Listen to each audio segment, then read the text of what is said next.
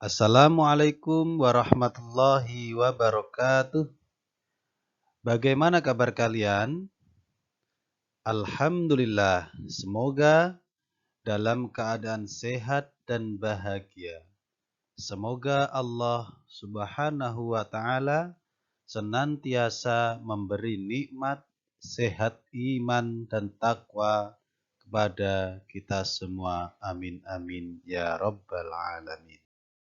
Anak-anakku sekalian, sebelum belajar, mari berdoa dulu yuk. Semua tangan diangkat. Bismillahirrahmanirrahim. Raditu billahi rabba wa bil islami dina wa bi Muhammadin nabiyya wa rasula. Rabbi zidni ilma warzuqni fahma.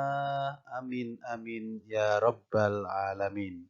Semoga nanti dalam pembelajaran kali ini dapat berjalan lancar dan dapat ridho dari Allah Subhanahu wa Ta'ala.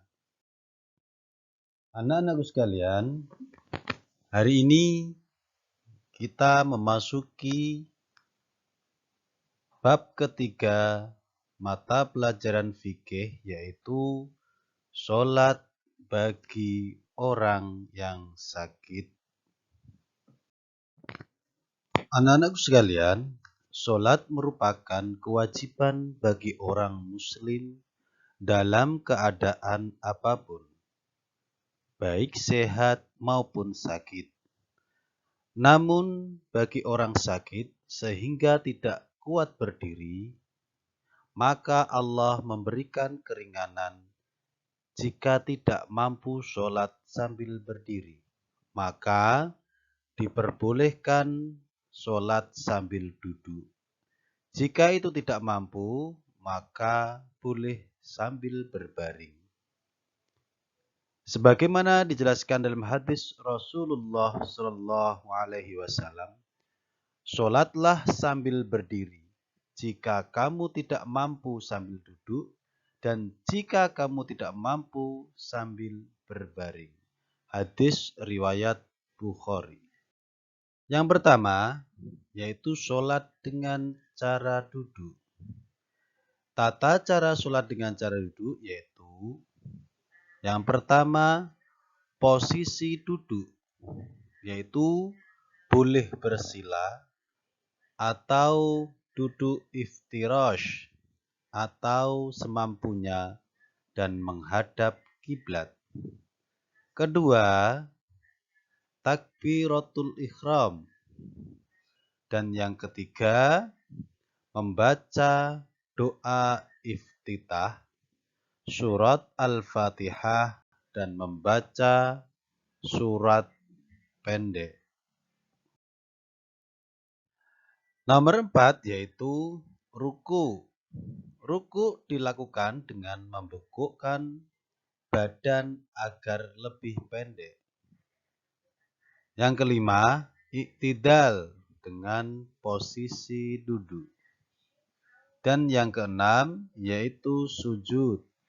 Jika mampu sujud seperti biasa, apabila tidak mampu, maka cukup membungkukkan badan lebih rendah dari ruku.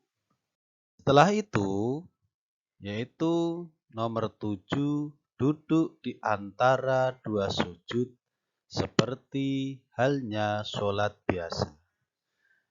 Nomor 8, sujud yang kedua. Jika mampu sujud seperti biasa, dan apabila tidak mampu, cukup membungkukkan badan lebih rendah dari ruku. Dan yang nomor 9 yaitu kembali ke posisi seperti nomor 3. Untuk rakaat berikutnya sama seperti nomor 3 sampai nomor 8.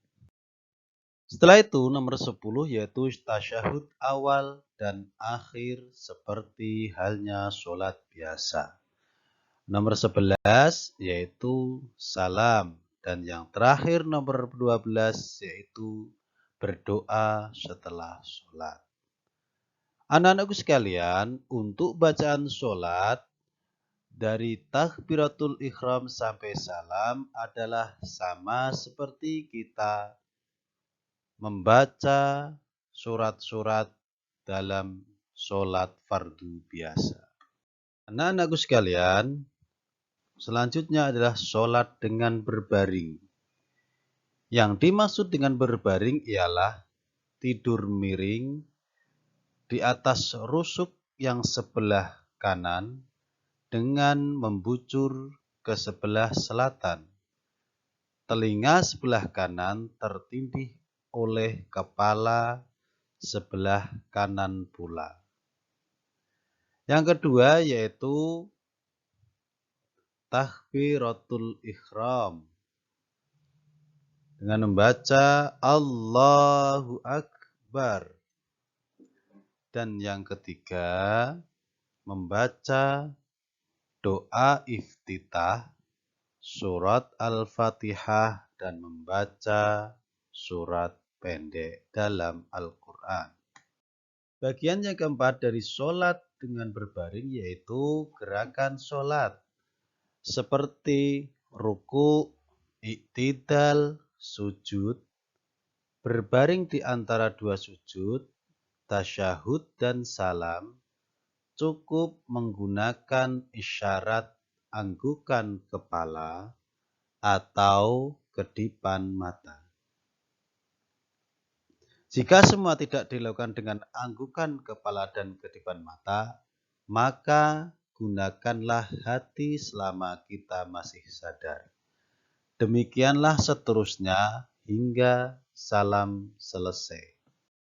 Selanjutnya yaitu sholat dengan telentang. Sholat dengan cara telentang ini dilakukan jika tidak mampu lagi untuk berbaring miring. Tata cara sholat telentang adalah sebagai berikut.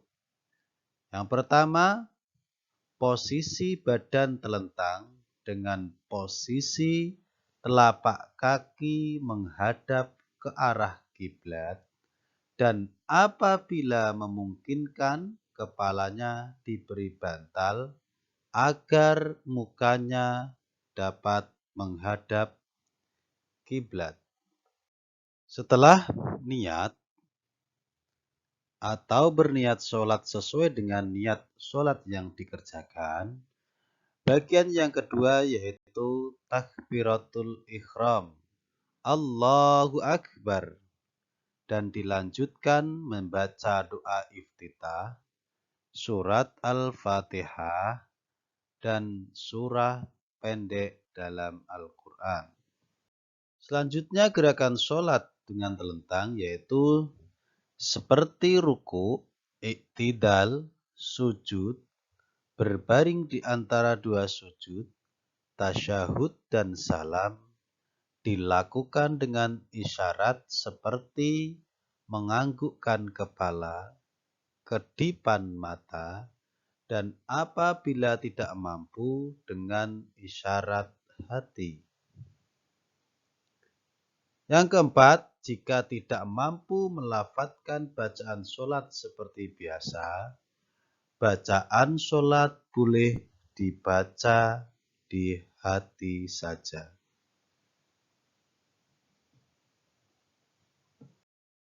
Demikianlah tata cara sholat bagi orang yang sakit.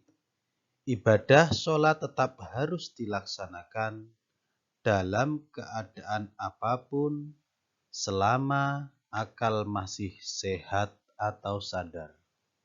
Hikmah dari mengerjakan sholat dalam keadaan kondisi sakit yaitu kita mendapatkan ridho dari Allah Subhanahu wa Ta'ala.